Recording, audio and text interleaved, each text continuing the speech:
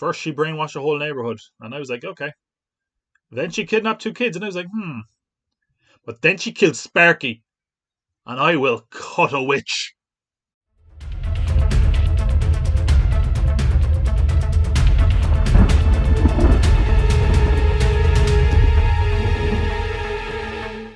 Welcome to The Watcher. I'm your cult leader, Tom, and I just watched episode 7 of WandaVision. Getting ready for the end game here, folks. And let me just say this: I'm gonna take off my nerd hat a sec, and I'm gonna put on my critic hat. I thought this episode was a little bit fillery. I don't think it was a bad episode, but I do think it was a step down from some of the other episodes overall. It kind of just felt like they weren't sure what to do with every story, and because of that, was a bit of wheel spinning. But we'll dive into it anyway. I think it was definitely saved by by the ending, certainly, and maybe a few other reveals. This is also the kind of time where it felt like it was probably the only time I actually felt this way, but it felt like they were just doing the sitcoms out of some sort of obligation. I don't think there was necessarily any need for it, but all the same, we did get our Modern Family esque, our Office esque, our talking to the camera esque sitcom episode. It was definitely Modern Family. You could definitely see a kind of a Julie Bowen, Claire Dunphy mannerisms in Elizabeth Olsen's performance. Which we should talk about the intro credits. I haven't seen a lot of people kind of pick up on this, and I don't know what to make of it myself. But the credits were all like Wanda, Wanda, Wanda, and then there was this part that kind of stuck out, which is a moment where there was a message in the credits where it says, "I know what you were doing, Wanda." So that kind of made me go, huh, because I don't fully get it. I maybe it's evidence to suggest that Wanda's doing more than we think, and that this is our villain, who I will get to, telling Wanda, "I know what you're trying to do," because that person is seemingly in control of the whole thing. But anyway, as I said, the story for this episode wasn't much to say really, because last few times I broke it into the hex and outside of the hex. And honestly, nothing really happened in the Hex overall for a while in this episode. Like the basic sitcom story was Wanda's, stressed out with the kids and with Vision and all this stuff. And as a result of that, she's kind of having time to herself. She's having a staycation, which we can all relate to in these times. And Agnes comes in and takes the kids away, and then that's she doesn't have much else going on in the story. Now there is things I will get to that kind of link into that, but mainly it was like the big reveal was kind of what saved this episode, and also what happens with the character of Monica Rambeau. Aside from that, I'm trying to think. I mean, like Vision as a character and Darcy as a character that definitely felt like they didn't know what to do with this week. Last time we saw them, they were kind of sucked into the hex on the very edge, and what we see is that basically they're surrounded by former sword agents who we said mentioned had been turned into circus folk. Darcy is an escape artist, and Vision they think is a clown, so that's why he blends in, I guess. And she's unaware of the actual reality outside the hex. So Vision taps her on the temples, and they kind of go on their merry way, where they kind of help each other out and inform each other. Vision learns about himself. Basically, she gives him his history, and then they're trying to get to the house for the whole time, and there's like a lot of delays, like there's a traffic light that's red or someone's crossing the road, and they kind of blame Wanda. Whether or not it's Wanda, we don't know. Could be something to do with our big villain. And yeah, this just didn't really do it for me. Eventually Vision sees sense, and he's just like, hey, I can just fly there, bye. And then we don't see him again for the rest of the episode, because presumably he's going to be next week's episode. And to me that really just reek of, okay, we don't know what to do with these characters. Just keep them there for this episode and then bring them in, because if Vision showed up before now, we could have trouble. So just wait. We'll get them in the finale episodes, okay? So yeah, that kind of didn't work for me in general. The Monica character though was very interesting. Okay, now we've all speculated that she was going to become a hero, and I think it was pretty much confirmed last week when they said that our cells were changing their structure or whatever it was. And this week we basically got confirmation, but we don't know the full extent yet. Also, can we just say this? Like, it's so strange just what's going on with a very pivotal point here. Okay, so a couple of weeks ago, she mentioned that she knows an Astral Engineer, I believe it was. Now, I think I said something like it could be someone from the Fantastic Four, but it probably isn't, and not everyone is going to be someone. And I think the showrunners said something like it's not Fantastic Four. So I was like, okay, good. Now the thing is, so a member of the cast, I can't remember who it was, basically said like, I can't wait for you to see who it's going to be, bigging it up. And fans have really latched onto this, and they all seem to want it to be Reed Richards on the Fantastic Four now. And then some people thought that this was the Astral Engineer in this episode, but I don't think it was. It was like seemed like a soldier more than anyone who just was transporting the stuff. And yeah, now people are just latching onto this, and they're going to be really disappointed if it's not a member of the Fantastic Four. And personally, I don't want it to be Reed Richards. I mean, are we really be like Reed Richards, big introduction into the MCU? Hey, here's a truck. Bye. Like, come on. I'd rather him like if you get I'd rather him get teased in a post credit scene than just having a random scene in the middle of an episode that leads to nothing. I don't know. But they kind of written themselves into a corner with that. And I don't know if they thought it would be a big deal or not, but fans have latched onto it, and sometimes fans are crazy. But they are certainly weren't crazy for thinking that Monica was going to become a hero. So I kind of went into this a bit last week. Monica is like one of the most complicated characters. She's got so many alter egos. I think I called her Photon is what I referred to her as last week, but she's been Photon, Pulsar, Spectrum. She's even been Captain Marvel at one point, and that's only the ones I can remember off the top of my head. But yeah, seemingly, I think most people are referring to her as Spectrum. It seems like the one that probably would arise most naturally, given her power set, because basically, Monica's powers is that she can transform energy into she can transform herself, I should say, into any form of energy in the electromagnetic spectrum. So when she breaks through the hex this week, and that's what she's trying to do, she couldn't get through in a vehicle, so she goes through herself and manages to survive, basically. Um, when she gets in, she kind of looks at the power lines and sees like all these different kind of radiations off it. So I assume that would be, the electromagnetic spectrum that she's seeing there. But it was interesting seeing her kind of break through, because we saw the different iterations of her character. We even saw her as a kid from Captain Marvel, and there was some Captain Marvel audio as well, which was cool, just to kind of tie a bow on it. So that's her origin, I guess. But we don't know the full extent of her powers just yet. Um, but I should also mention that the clothes she's wearing into it, the kind of white and black, is very much reminiscent of the suit she does end up wearing in the comics, which is cool. I kind of thought she actually might get merged, or her clothes might get merged with the truck somehow, and that would lead to her superhero outfit. I don't know why I thought that, looking back, but I don't know. I guess I was like, oh, then she'll have a stronger suit. But yeah, this is very much very similar to the suit she wears as a superhero, the sword outfit that she's got on, which is cool. Maybe it's a nod. Maybe this will be her outfit going forward. Who's really to say? But just in case you had any doubt that she was a superhero, she got a superhero landing. Woo! Deadpool is loving it. She gonna do superhero landing. Wait for it. Woo! Superhero landing. Yeah, that's really hard on your knees. We don't know the full extent of her powers, but she did kind of get tossed into the air by Wanda and come down with some sort of force coming from her landing. So that's interesting. The only kind of question I have about this is, are we going to really see this play out um, in WandaVision, or is it going to be something that we see play out more in the MCU as a whole? Is like because she's going to be in Captain Marvel too. Is that where we're going to see this pay off more? Who knows?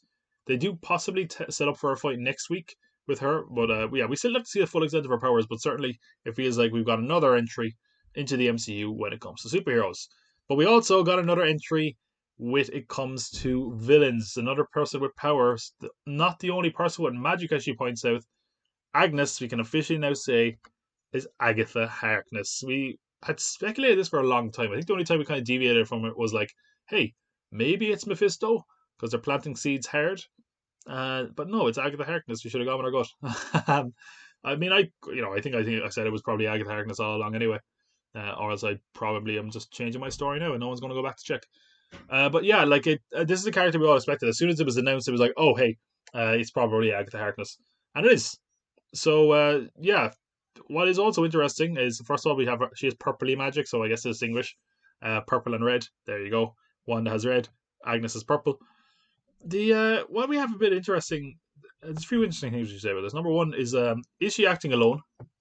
Is one question. Is she really the big bad of the whole show? That's not something that's entirely clear just yet. I'm not getting off the Satan train yet. So let's just think this through a sec. Could she be working with Mephisto? There's still some evidence that suggests he might be, but we'll come back to that. But certainly she seems to be taking credit for everything that's gone wrong and this whole thing in general with a really catchy number, a total banger of a tune. It was Agatha All Along, which was really, really catchy and really cool. It sounds very much like the Munsters music. I don't know, is that an intentional nod or just because they're going for that spooky sound? But of course, the Munsters was about supernatural beings living in a house on Mockingbird Lane. So there you go. She's a supernatural being living in a house in Westview. So maybe it's just a nice little nod there. So yeah, the kind of question still is how responsible for everything is she? Um, because yeah, she kind of seems like she's pretty responsible for a lot of the stuff. We see some of the stuff specifically she does, but was some of this started by Wanda? Is some of this coming from her working with Mephisto? We don't entirely know. We do seem to see her basically messing and getting Pietro to the door. But that again, we still have a lot of questions about Pietro. It doesn't seem like she brought him into being, but maybe she just brought him to the door. Like maybe there was whoever Quicksilver is. Maybe it was just like call the door now, as opposed to just like we'll make someone that looks like Quicksilver. So that's not fully clear. She definitely killed Sparky, which I'm. Man, I'm kind of annoyed. I feel bad for laughing at, but it was just so awesome. And that Catherine Hahn's witch's laugh is excellent. It's so cheesy and spine tingling. I love it. The only thing I was wondering as well is right, like if you're a fan of this, and if you're like a comic reader and you know Agatha Harkness and all that, you're like, oh hey, Agatha Harkness, I knew it. Oh, this is Agatha Harkness. I know about her. I've heard about her. I'm just wondering if it feels very sudden for someone who is like not aware of all of this stuff, without any prior knowledge, because we don't necessarily see her do anything villainous. Like she's a bit suspicious in that what she knows about Wanda and how she's always kind of there when appropriate, but we didn't see her to do anything kind of outright evil. So I don't know. The other thing is like Agatha is Agatha Harkness. I nearly call her Agnes Harkness. Wish they picked a different name. Agatha Harkness, like, isn't necessarily always that villainous in the comics. It's like she is a mentor to Wanda as well. She also was the babysitter, I think, to Franklin Richards. So she was a babysitter in this. So that's kind of a nice nod. Yeah, is she full villain? Is she responsible for everything that she claims? Is there someone behind her? But she says she's pulling all the evil strings as a very catchy tune plays. So that's what we have to go on. Now, the other thing that might give a hint of what she's working on, but we're still not fully aware of what it is the book in the basement. Dun dun dun. I'm not going to lie, I didn't think comic when I saw this. I thought Evil Dead, because Sam Raimi is directing the next Doctor Strange. And I knew that Doctor Strange is apparently going to basically come on the footsteps of WandaVision. So I was like, oh, the Necronomicon, the Book of the Dead. But it doesn't seem to be bound in human flesh and written in human blood. So, I mean, that might be a bit much, even for a Disney Plus show. Yeah, it might be a bit much. But obviously, this is seemingly an evil book because an evil woman has it in her basement. Is it what has been guiding her? I certainly got enough focus that we can presume that. And I've seen a lot of suggestions about what this could be. And it's not easy because some people are saying, hey, well, remember in Doctor Strange or when Wong was missing a book? I think it was in Doctor Strange. Could it be that? Maybe. I honestly can't remember. I trying to remember. Could it be that book? It could be. It could be a totally different book altogether that came from like the Hell World or the Hell Realm, I think it's called. The other thing a lot of people are suggesting is it the Darkhold? Now the Darkhold is an evil book that did come from the Hell Realm. But the thing is, and this is where it kind of gets awkward for Marvel in some ways because it's already in the MCU, kind of, but it's also it's on the outskirts of it. It was in Agents of Shield in season 4 with Ghost Rider. I think he actually returned it to L. I'm trying to remember. Um, and it was also in that show The Runaways, which is even more outside the MCU. Um, and the thing is, like the TV shows and anything outside of the mainline MCU is only canon as much as Marvel needs it to. Like they could easily just say, "Oh yeah, it is the Darkhold," even though this looks completely different because the one in Agents of Shield wasn't subtle; it just had Darkhold on the cover. Um, if they want to make it the Darkhold, they just can. It's not like it's a big deal. They don't have to remain faithful to a cancelled ABC show, really. So, is it a Darkhold? Could be. Is it the book Doctor Strange is missing? Could be. Is it a totally new book? All are equally likely at the moment, but certainly seemingly a very sinister book. Some people have suggested the magic coming off it looks a bit different to the magic in Doctor Strange as well, so that could be why uh, it's an evil book and not basically one that would belong to Doctor Strange. But that was kind of the big takeaways here, that Agatha is back, or not, that Agatha is confirmed, that Monica has her powers. Those were kind of the big things that saved the episode for me in general. Because as I said, like before, especially before the ending, I was kind of like, oh, this is just setting up the pawns for our finale, because we only have 2 episodes left now. Which there's actually some rumors that they might be an hour long. I haven't seen anything credible to suggest this. Just kind of clickbaity places. I don't know. Some of them suggested it was going to that the last 3 episodes were going to be an hour long, and this wasn't. So I don't know. Take from that what you will. Doesn't seem like we're going to get an extra episode yet either. I don't think we need an extra episode, to be honest. I think 2 episodes will kind of be fine to wrap it up. If they extend those episodes, I'd be happy with that as well. But either way, we'll go through it. So I do want to talk about kind of the nagging questions that we have, because we've addressed Agatha, we've addressed the book, we've addressed Monica.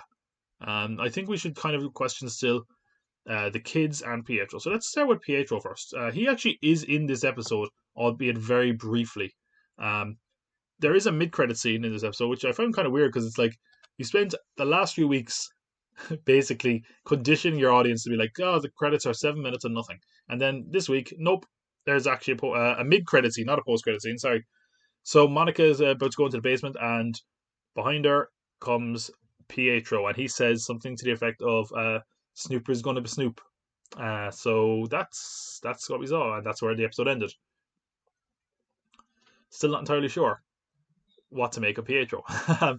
As I said, it doesn't feel like this was a character that she created. It feels like this was someone brought in, possibly from the multiverse, and I'll get to that in a sec when I talk about the ad.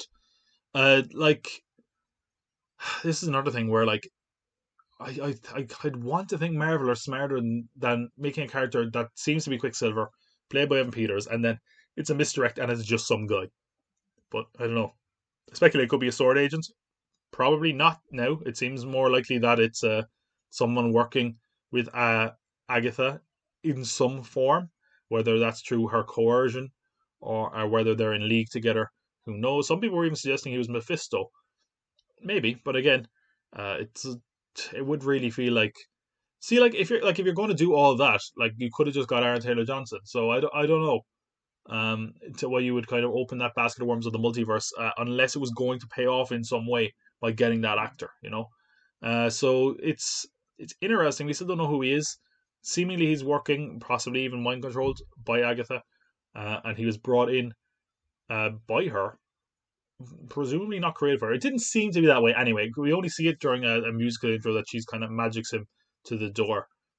Some people pointed out his jacket is also very similar to the one he wore in Days of Future Past, aside from the color. Maybe she brought him in from Days of Future Past and just changed the color. In which case, that would really mess with the X-Men timeline. But the X-Men timeline does a good job of messing itself up anyway, and now it doesn't matter anyway. So I think, yeah, technically, if we had that timeline, Magneto would still be in jail in the 70s. And again, are we going to get Magneto in here in some form? I don't think it matters, because they probably ignore everything they need to, because that's what you have to do when you're dealing with a franchise like this. The question then we have is the kids, though. Wiccan and Speed. This is a tough one, right? Because we still don't know if they're real exactly. We have one scene with them and Agatha, and there was kind of an underlying kind of tone that almost like she could have been their mother in a strange way. I don't know. I picked up on that a little bit. Maybe I'm picking up the wrong thing here.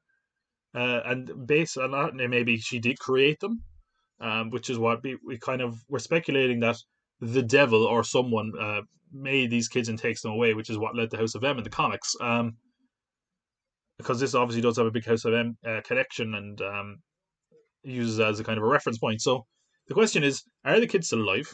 Number one. What has become of the kids? Are they really kids?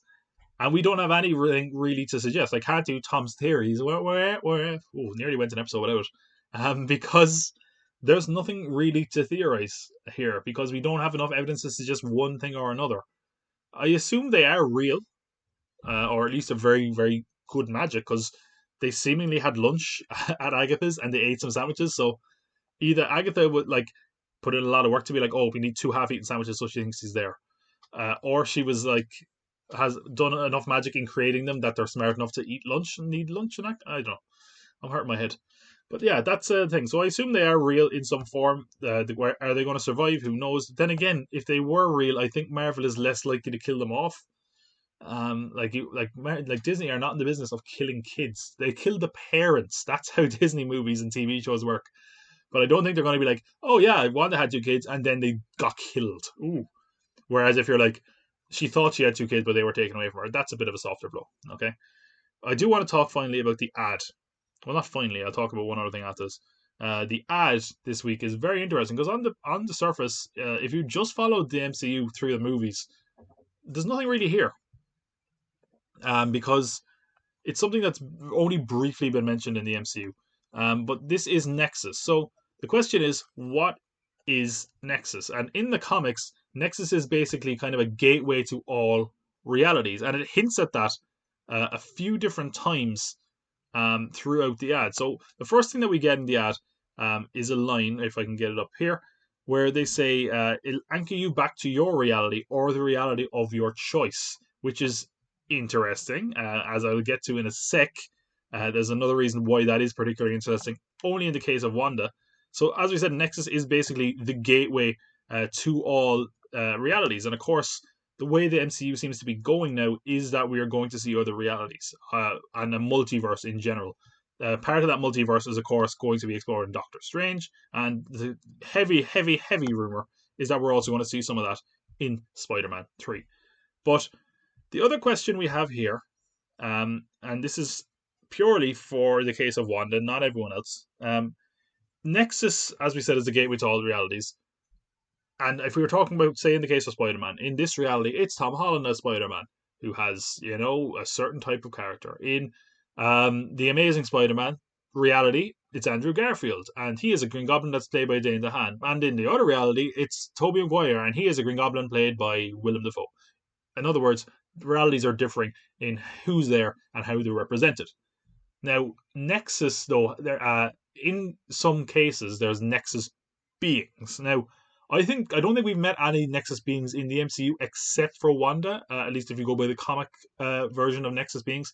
But Nexus beings are characters that basically don't change throughout the reality. So, in other words, every reality has a Scarlet Witch. It's always Wanda Maximoff, and presumably it's always played by Elizabeth Olsen that looks like that, and acts generally the same.